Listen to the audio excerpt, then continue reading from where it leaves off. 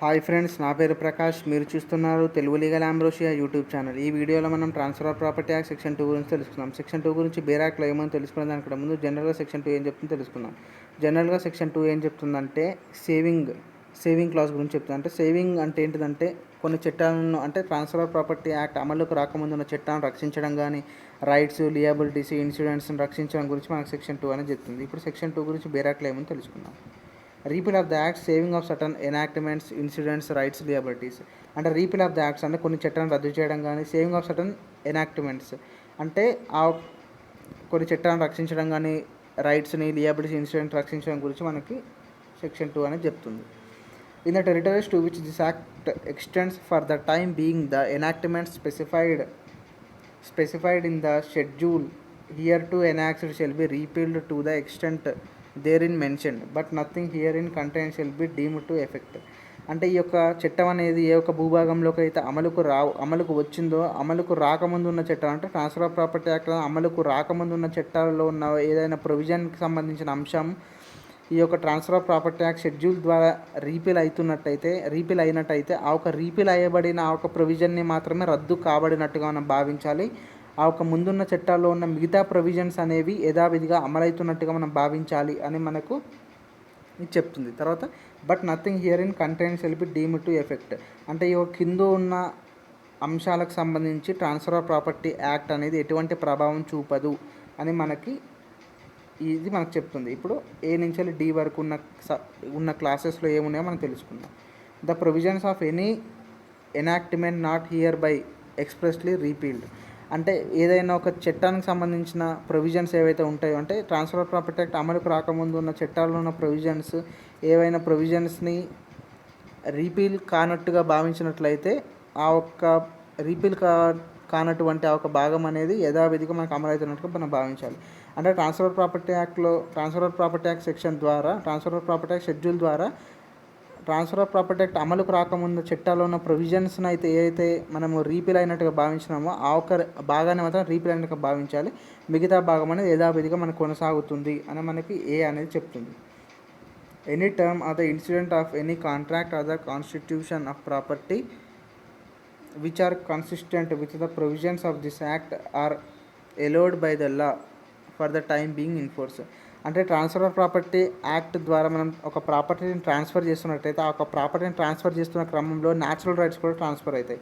అంటే ఒక ప్రాపర్టీకి సంబంధించి ఈజ్మెంట్స్ రైట్స్ కానీ, ఈజ్మెంట్ నేచర్ ఆఫ్ ఒక న్యాచురల్గా అప్టైన్ అయిన ఆ ఒక క్యారెక్టరిస్టిక్ సంబంధించిన ఆ ఒక అంశాలు అనేవి ప్రాపర్టీకి రిలేట్ అయి ఉన్నట్లయితే ఆ ఒక్క అంశాలు కూడా ట్రాన్స్ఫర్ అవుతున్నట్టు మనం భావించాలి.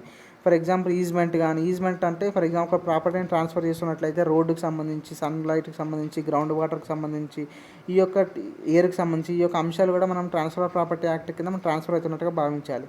కానీ ఆ ఒక్క రైట్స్, అంటే ఇప్పుడు ఈజ్మెంట్కి సంబంధించిన రైట్స్ కానీ, లియబిలిటీస్ కానీ, తర్వాత ఈజ్మెంట్కి సంబంధించిన ఒక అంశాలలో ఏదైనా లిటిగేషన్స్ వచ్చినట్లయితే మనము ఆ ఒక్క టైం బీయింగ్ ఎన్ఫోర్స్, అంటే ఈజ్మెంట్కి సంబంధించిన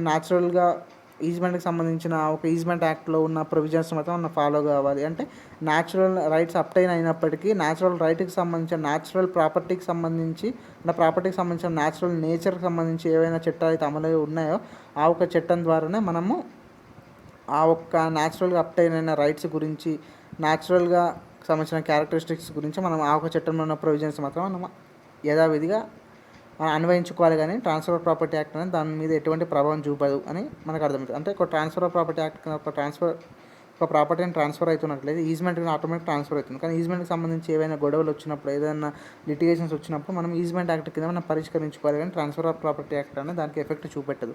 ఎందుకంటే ప్రాపర్టీ ట్రాన్స్ఫర్ అవుతున్నప్పటికీ న్యాచురల్గా ఈజ్మెంట్ రైట్స్ కూడా ట్రాన్స్ఫర్ అవుతాయి. కానీ ఈజ్మెంట్కి సంబంధించి ఏమైనా లిటిగేషన్స్ కానీ వచ్చినప్పుడు అయితే మనం ఈజ్మెంట్ యాక్ట్కి సంబంధించిన దాన్ని మనం ఫాలో కావాలి. కానీ ట్రాన్స్ఫర్ ఆఫ్ ప్రాపర్టీ యాక్ట్లో ఉన్న ప్రొవిజన్స్ అనేది దానికి ఎటువంటి ఎఫెక్ట్ అనేది చూపదని మనకి బి అనేది చెప్తుంది. సి ఏం చెప్తుందంటే any rights, liabilities arise out of the legal relation constituted before this act come into the force or any relief in the respect of such rights or liabilities or. అంటే legal relationship ద్వారా ఏవైనా rights కానీ లియబిలిటీస్ create అయినాయి అనుకో, ఈ యొక్క transfer property act రాకముందు, కాబట్టి అమలు కాకముందు ఏదైనా లీగల్ రిలేషన్షిప్ ద్వారా రైట్స్ కానీ లియబిలిటీస్ కానీ క్రియేట్ అయినట్లయితే ఆ ఒక ముందున్న చట్టం, అంటే ట్రాన్స్ఫర్ ప్రాపర్టీ యాక్ట్ కంటే ముందున్న చట్టాల్లో ఉన్న ప్రొవిజన్స్ ద్వారానే రైట్స్ అండ్ లియబిలిటీస్ని మనము ఆ ఒక ప్రొవిజన్లో ఉన్న అంశాలకు సంబంధించిన అంశాలతోనే మనం డీల్ చేయాలి, కానీ ట్రాన్స్ఫర్ ప్రాపర్టీ యాక్ట్లో ఉన్న ప్రొవిజన్స్ మనం అన్వయించడానికి అవకాశం లేదు. అంటే ట్రాన్స్ఫర్ ప్రాపర్టీ యాక్ట్ అనే రెట్రాస్పెక్టివ్ యాక్ట్ కాదు. అంటే ట్రాన్స్ఫర్ ప్రాపర్టీ యాక్ట్ అనేది ముందున్న చట్టాలను ట్రాన్స్ఫర్ ఆఫ్ ప్రాపర్టీ అనేది నాట్ రెట్రాస్పెక్టివ్ యాక్ట్. అంటే ట్రాన్స్ఫర్ ఆఫ్ ప్రాపర్టీ యాక్ట్ అనేది ముందున్న అంటే అంటే భూతకాలానికి సంబంధించిన అంశాలు ఏవైనా ఉంటే అది ట్రాన్స్ఫర్ ఆఫ్ ప్రాపర్టీ యాక్ట్ కింద డీల్ కావడానికి అవకాశం ఉండదు. భూతకాలానికి సంబంధించిన అంశాలు ఏవైతే ఉంటుందంటే లీగల్ రిలేషన్షిప్ ద్వారా రైట్స్ అండ్ లియబిలిటీస్ అనేది భూతకాలంలో వచ్చినాయి కాబట్టి ఆ ఒక భూతకాలంలోకి సంబంధించిన అంశాలు అనేది భూతకాలంలో ఉన్న చట్టాల ద్వారానే మనము డీల్ చేయాలి, కానీ ఈ యొక్క ట్రాన్స్ఫర్ ఆఫ్ ప్రాపర్టీ యాక్ట్ కింద మనం డీల్ చేయడానికి అవకాశం అనేది లేదు. కానీ ట్రాన్స్ఫర్ ఆఫ్ ప్రాపర్టీ యాక్ట్ అనేది అంటే ప్రస్తుతం కానీ భవిష్యత్తులో ఉన్న దాని గురించి మనం డీల్ చేస్తుంది అని మనం ఇక్కడ అన్వయించుకోవాలి. తర్వాత డి ఏం చెప్తుందో మనం తెలుసుకుందాం. Save as provided by the section 57 and the chapter 4 of this act any transfer by operation of the లా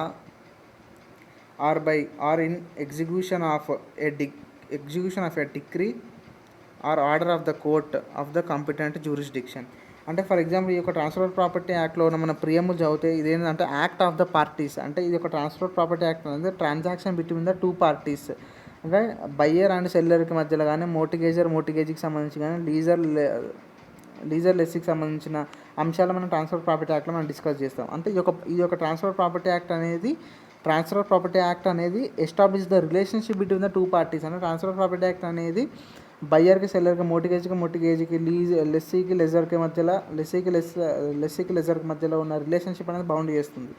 కానీ ఈ యొక్క ట్రాన్స్ఫర్ ప్రాపర్టీ ద్వారా మనం అట్లా అర్థం చేసుకోవచ్చు. కానీ జనరల్గా ఏం చెప్తుందంటే కోర్టు డిగ్రీ ద్వారా కానీ ఆ చట్టం ద్వారా కానీ ఏదైనా ప్రాపర్టీని అదే ఎగ్జిక్యూషన్ ద్వారా కానీ లేకుంటే ఆ ఒక కాంపిటెంట్ కోర్టు యొక్క జ్యూరిస్డిక్షన్ ద్వారా కానీ ఏదైనా డిగ్రీ పాస్ అయినట్లయితే ఆ ఒక డిగ్రీని అన్వయించుకుంటూనే మనం ఒక ట్రాన్స్ఫర్ అనేది చేయాలి. For example transfer property act కింద ఒక ట్రాన్స్ఫర్ ప్రాపర్టీ యాక్ట్ కింద ఒక ప్రాపర్టీ అని ట్రాన్స్ఫర్ అవుతుంది అనుకోండి. ఆ ఒక్క ప్రాపర్టీని కోర్టు డిగ్రీ ద్వారా వేరే వాళ్ళకి ట్రాన్స్ఫర్ చేయాలని ఏదైనా ఒకవేళ కోర్టు డిగ్రీ పాస్ చేసింది అనుకోని ఆ కోర్టు డిగ్రీని మనం రెస్పెక్ట్ చేస్తూ ఆ ఒక విధంగా ఆ ఒక కోర్టు డిగ్రీని అమలు చేస్తున్న విధంగా మన ఒక ప్రాపర్టీని వేరే వాళ్ళకి అంటే కోర్టు డిగ్రీలో ఉన్న మెన్షన్ చేస్తున్న ఒక మనుషులకు మనం ట్రాన్స్ఫర్ చేయాలి.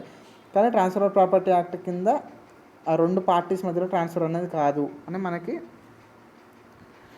డి అనేది చెప్తుంది.